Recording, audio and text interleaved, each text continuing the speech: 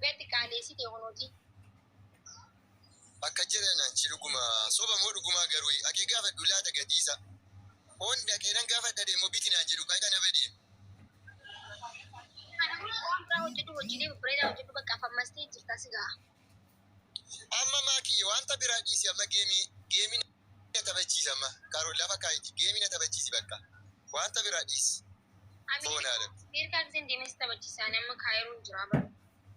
Foonaadha ko maarree nan dhufa qaamaa nufu moon kaayiroo amma nufa la'uun barbaade. Kaayiroon amma nufa la'uun barbaade amma la amma. Ela amma. Asitti safaataan hin jiru mana hidhaa lafa jala siidanii adabaddu akka Itoophiyaatti miti. Jira moo achi mannidha? Mana hidhaa azaabaa jira azaabaa mana hidhaatti miti azaaba mana kambii tanaa. La ilaha illallah. Azaabaa dhaqiisin akkasitti uffadheettee. Jira bamsiisamu.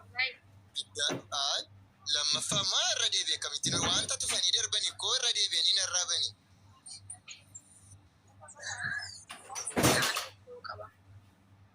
Enna jirta kaati fo'aa keedhati.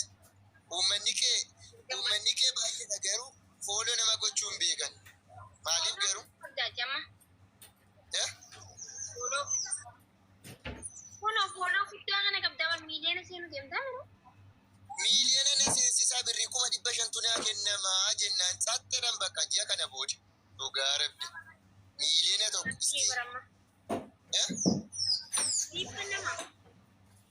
Dhugaa rabbi 500 daarekti kaaliidhaa kunoo leenci 10 monaa kennama karaa injiineer Abiraamiin. Injiineer Abiraamiin beektu ati. Wali sagalee kana wali.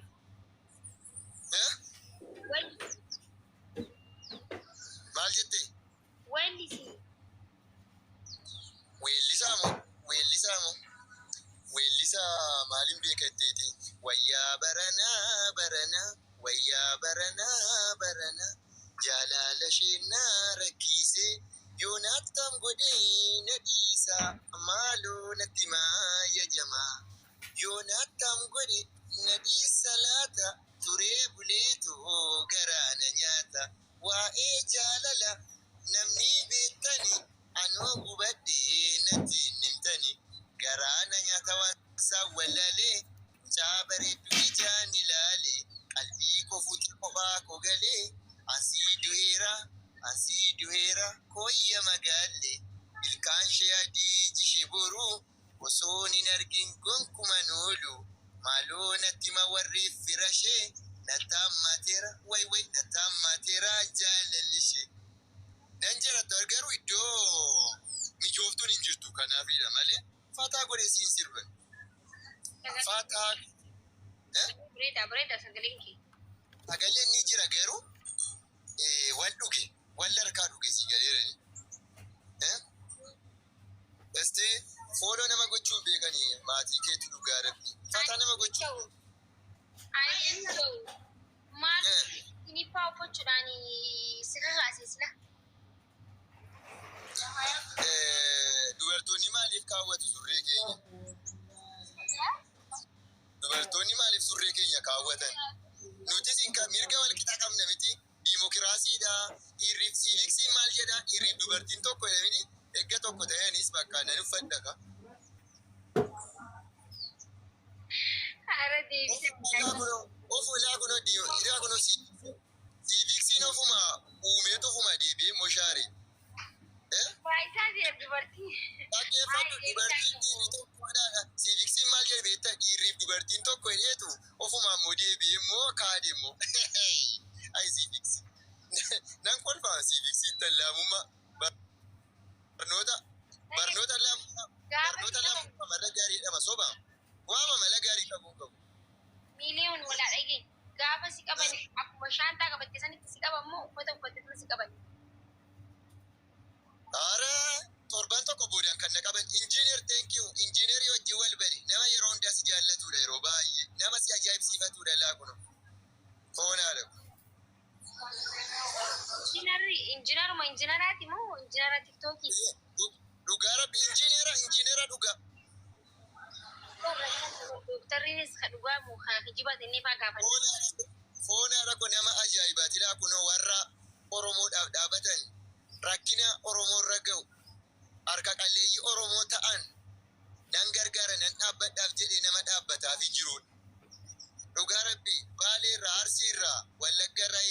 Oromiyaa guutummaa deeminan gargaara kan jedhu laa kun dhugaa baala abdiidha.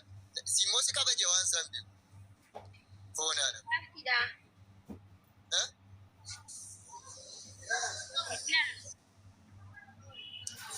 Annaaf waa dhakaati kan achatti siyaachii jedhaka. An kanan jedhu bareedinni kun eessuma asirratti dhangala'ee garuu hin jedhe. Ummaan kiyyaa gaafa dhadhaa fuulan na dibee. Dhugaa rabbi. Ilaa kunoo injiineriin ilaalila. Foonaadha. Galchiin meesti. Foonaadha. Injiiner ergadhu si'a tokko galchiin.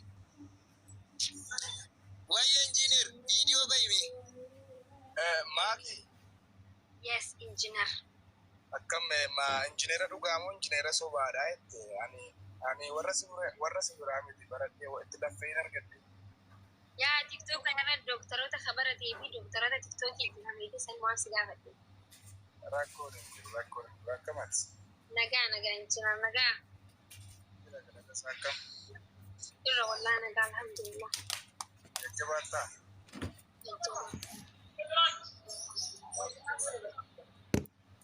Injiiner viidiyoo bayime isati leencoo hojjisati jirtu bichaadha. Waliin si barsiisa sirriitti. Iddoo ta'een jira iddoo tokko jira. Jiraadhu kamaal taare. Amma kunoo lamaa kiyyeen jechuudha laa kunoo sabboontuu keenya. Annan boona namman yeroo hundaani maakii argachuutti nan boona. Maakii hojii wal baruutti nan boona. Umurii kiyya irratti waggaa 50 dabalameera man. Maakii hojii wanta wal bareef.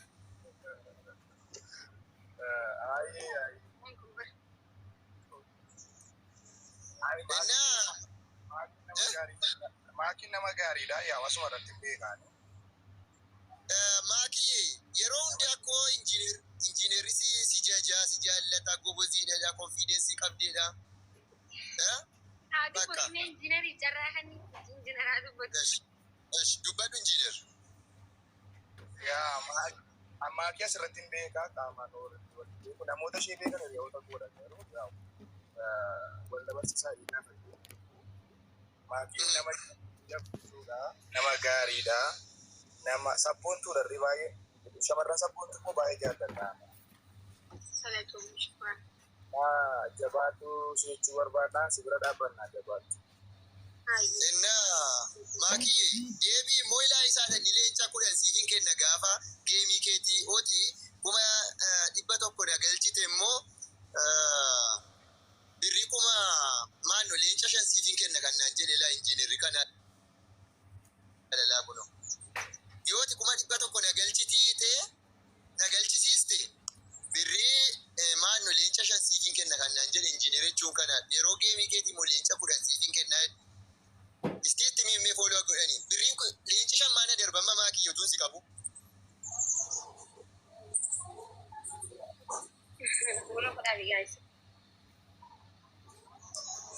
Namni 1,100 kun isti injiineriin fooloo taayisaati. Leenci 5 dhufee naaf kennamu ija keessan duratti ilaa kun ija keessan duratti xaqqiidha ija keessan duratti leenci 5 ajaa'iba foonaadha kooti. Yaa